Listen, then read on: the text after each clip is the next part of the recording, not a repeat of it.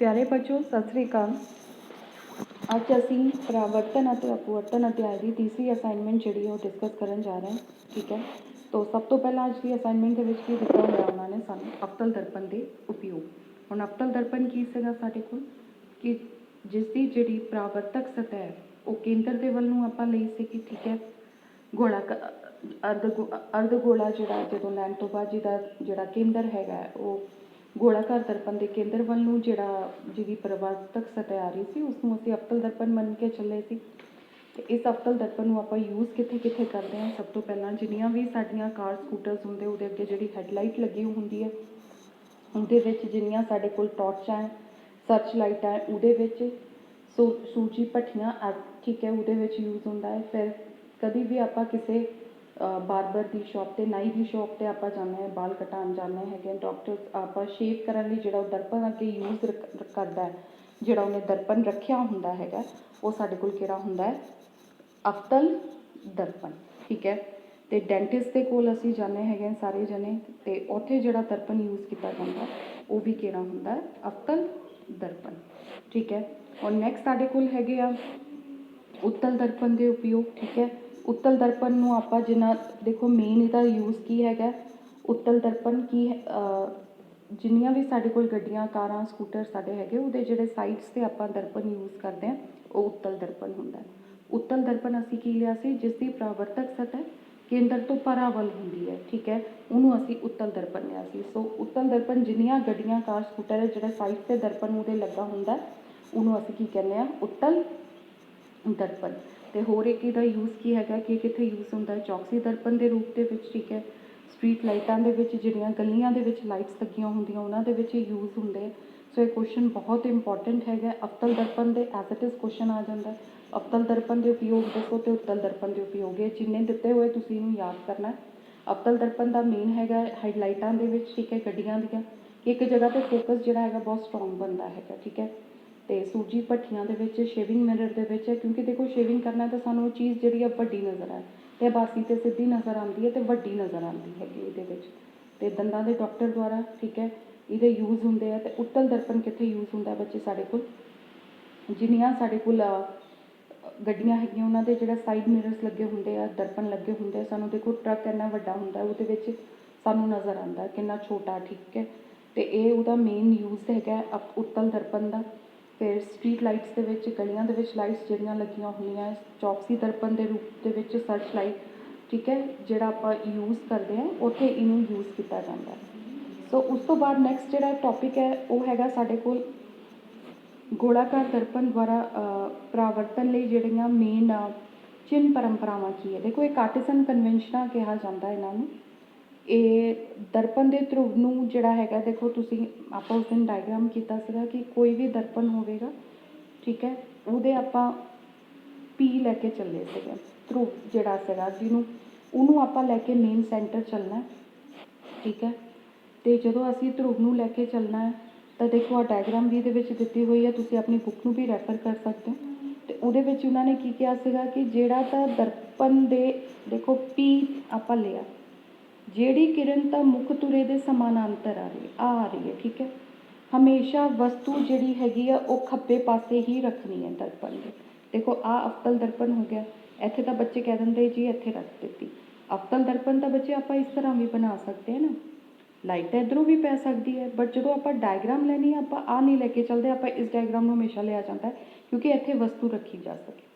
ਇਹਨੂੰ ਅਸੀਂ AB ਮੰਨਣਾ ਹੈ। ਠੀਕ ਹੈ, ਵਸਤੂ ਨੂੰ AB ਦੇ ਨਾਲ ਦਰਸਾਇਆ ਜਾਂਦਾ ਹੈ, ਅਤੇ ਵਸਤੂ ਹਮੇਸ਼ਾ ਕਿੱਥੇ ਰੱਖਣੀ ਹੈ? ਦਰਪਣ ਦੇ ਖੱਬੇ ਪਾਸੇ।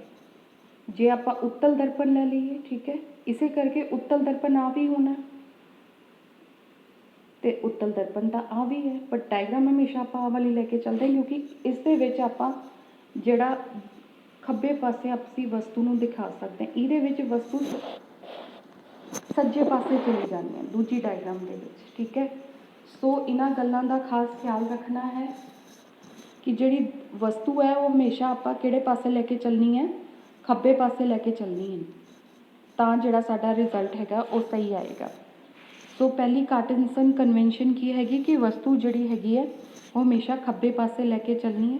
ਜੇ ਸਾਡੇ ਕੋਲ ਕੋਈ ਵੀ ਦਰਪਣ ਆਪਾਂ ਬਣਾ ਰਹੇ ਹੈਗੇ, ਅਵਤਲ ਹੈ, ਉੱਤਲ ਹੈ। ਮੁੱਖ ਧੁਰੇ ਦੇ ਉੱਪਰ ਵਸਤੂ ਰੱਖਣੀ ਹੈ, ਉਹਨੂੰ ਅਸੀਂ ਏ ਬੀ ਨਾਲ ਡੋਨੇਟ ਕਰਦੇ ਹਾਂ। ਜੇ ਵਸਤੂ ਸਾਡੀ ਅਨੰਤ 'ਤੇ ਹੋਏਗੀ ਉਹਨੂੰ ਅਸੀਂ ਦਰਸਾ ਨਹੀਂ ਸਕਦੇ। ਸੋ ਪਹਿਲਾ ਇਹ ਹੈ। ਦੂਜੀ ਸਾਡੇ ਕੋਲ ਪੁਆਇੰਟ ਕੀ ਹੈਗਾ ਕਿ ਮੁੱਖ ਧੁਰੇ ਦੇ ਜਿਹੜੀਆਂ ਸਮਾਨਾਂਤਰ ਆ ਰਹੀਆਂ ਦੂਰੀਆਂ ਉਹ ਦਰਪਣ ਦੇ ਧਰੁਵ ਤੋਂ ਮਾਪੀਆਂ ਜਾਂਦੀਆਂ। ਹੁਣ ਦੇਖੋ ਆਪਾਂ ਜੇ ਇਸ ਤਰ੍ਹਾਂ ਨਾਲ ਬਣਾਇਆ, ਆਹ ਸਾਡੇ ਕੋਲ ਧਰੁਵ ਹੈ, ਆਹ ਆਪਾਂ ਸਮਾਨਾਂਤਰ ਕਿਰਨਾਂ, ਆਹ ਮੁੱਖ ਧੁਰੇ ਦੇ ਸਮਾਨਾਂਤਰ ਕਿਰਨਾਂ ਆ ਰਹੀਆਂ। ਹੁਣ ਕੀ ਕਹਿੰਦੇ ਆਪਾਂ ਇੱਥੋਂ ਨੂੰ ਸਟਾਰਟਿੰਗ ਪੁਆਇੰਟ ਲੈ ਲੈਂਦੇ ਕਿ ਇੱਥੋਂ ਸਟਾਰਟ ਹੋਈ, ਇੱਥੋਂ ਸਟਾਰਟ ਨਹੀਂ ਕਰਨੀ। ਹਮੇਸ਼ਾ ਜਦੋਂ ਉਹਨੂੰ ਮੈਜ਼ਰ ਕਰਨਾ ਹੈ, ਉਹਨੂੰ ਮਾਪਣਾ ਹੈ, ਉਹਨੂੰ ਪੀ ਤੋਂ ਸਟਾਰਟਿੰਗ ਪੁਆਇੰਟ ਲੈ ਕੇ ਚੱਲਣਾ ਹੈ। ਠੀਕ ਹੈ, ਇਸ ਜਗ੍ਹਾ ਤੋਂ ਉਹਨੂੰ ਆਪਾਂ ਜਿਹੜਾ ਸਕੇਲ ਹੈ ਉਹ ਸਟਾਰਟ ਕਰਨਾ ਹੈ ਅਤੇ ਇਸ ਦਿਸ਼ਾ 'ਚੋਂ ਮਾਪਣੀ ਹੈ। ਆਪਾਂ ਕਦੇ ਵੀ ਉਹਨੂੰ ਇਸ ਉਲਟੀ ਦਿਸ਼ਾ 'ਚ ਨਹੀਂ ਨਾਪਣਾ।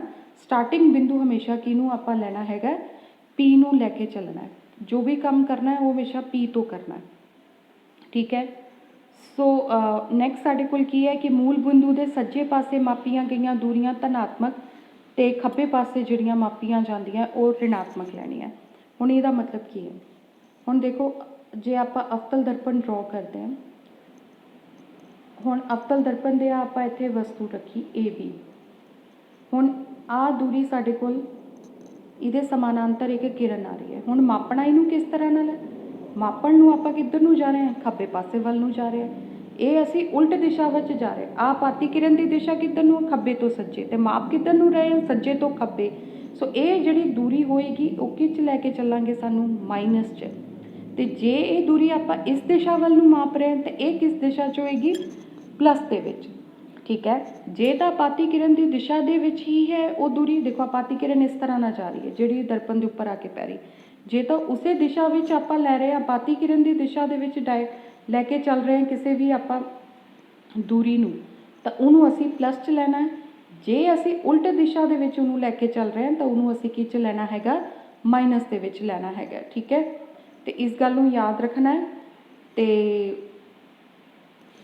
ਨੈਕਸਟ ਸਾਡੇ ਕੋਲ ਹੈ ਮੂਲ ਬਿੰਦੂ ਦੇ ਉੱਪਰਲੇ ਪਾਸੇ ਜਿਹੜੀਆਂ ਦੂਰੀਆਂ ਹੁੰਦੀਆਂ ਹੈਗੀਆਂ ਉਹਨੂੰ ਅਸੀਂ ਪਲੱਸ 'ਚ ਲੈਣਾ। ਜੇ ਹੁਣ ਸਾਡੇ ਕੋਲ ਆ ਮੂਲ ਬਿੰਦੂ ਹੈ, ਇਹਦੇ ਉੱਪਰ ਜਿੰਨਾ ਮੁੱਖ ਧੁਰੇ ਦੇ ਲੈਣਾ ਇਹ ਦੂਰੀ ਪਲੱਸ 'ਚ ਹੋਣੀ ਹੈ, ਅਤੇ ਜਿਹੜੀ ਨੀਚੇ ਨੂੰ ਲੈਣੀ ਹੈ ਉਹ ਕਿਹ 'ਚ ਲੈਣੀ ਹੈ ਅਸੀਂ? ਮਾਈਨਸ ਦੇ ਵਿੱਚ। ਠੀਕ ਹੈ। ਜਿਸ ਤਰ੍ਹਾਂ ਨਾਲ ਤੁਸੀਂ ਕਰਦੇ ਹੋ ਗ੍ਰਾਫਸ ਦੇ ਵਿੱਚ ਵੀ ਕਰਦੇ ਹੋ।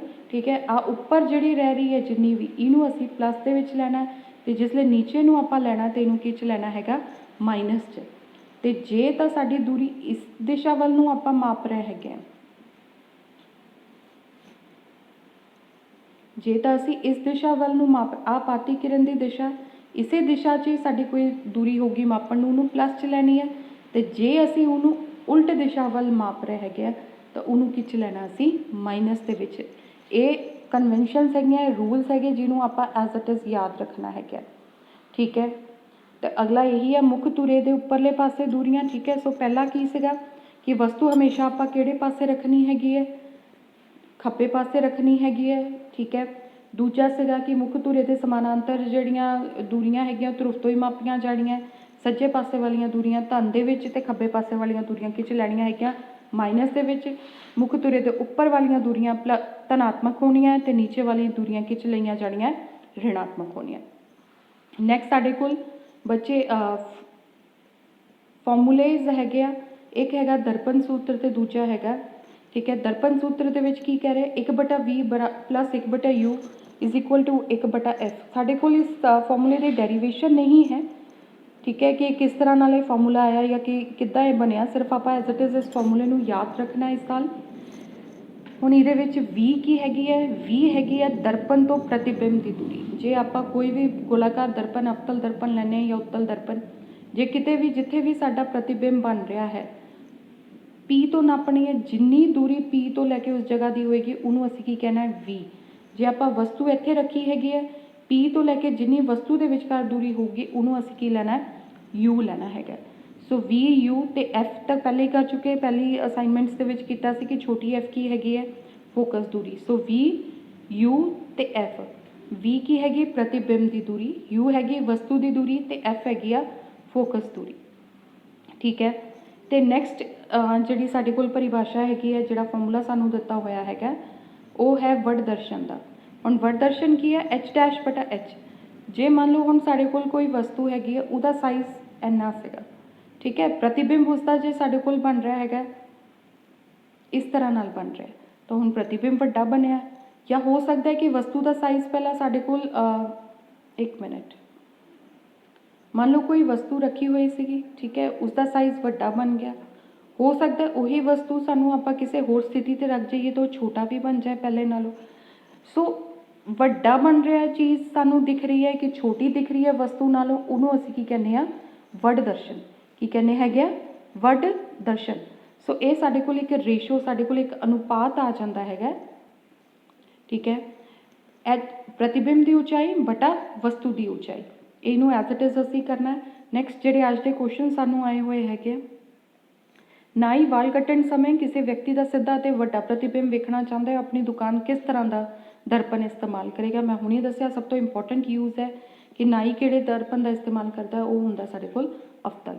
अवतार ने दंदां विच पीड़ होने ते डॉक्टर ने एक दर्पण राही उसके दंदां का मुआयना किया। डॉक्टर वालों किहड़ा दर्पण उपयोग किया होएगा बच्चे, ये भी किहड़ा आना साडे कोल अवतल ही आना है। सो ये क्वेश्चन बहुत इंपॉर्टेंट है जिहड़े अज दी असाइनमेंट्स दे विच कीते। तो पहलां तां तुसीं ये जिहड़े इहदे उपयोग है ये बहुत चंगी तरह लर्न करने हैं, ठीक है सारिਆਂ ने, क्योंकि ये क्वेश्चन बहुत ज़्यादा आंदा है। सो अज के क्वेश्चन का की सीगा कि जिहड़े वाल कट्टण समय भी वो किहदा यूज़ करते हैं, नाई अवतल दर्पण का, ते दंदां दे डॉक्टर किहदा, डेंटिस्ट किहदा इस्तेमाल करते किहड़े दर्पण का, अवतल दर्पण का। तो बच्चे होप है कि तुसीं इहनूं चंगी तरह ना करोगे, ठीक है। तो बाकी नैक्सट असाइनमेंट आएगी तो उन्होंने डिस्कस करांगे। रोज़ का रोज़ बच्चे अपने आप इनू लिखो भी, अपना जिहड़ा काम आ रहा है, तो उन्होंने रिवाइज़ भी ज़रूर करो। Thank you.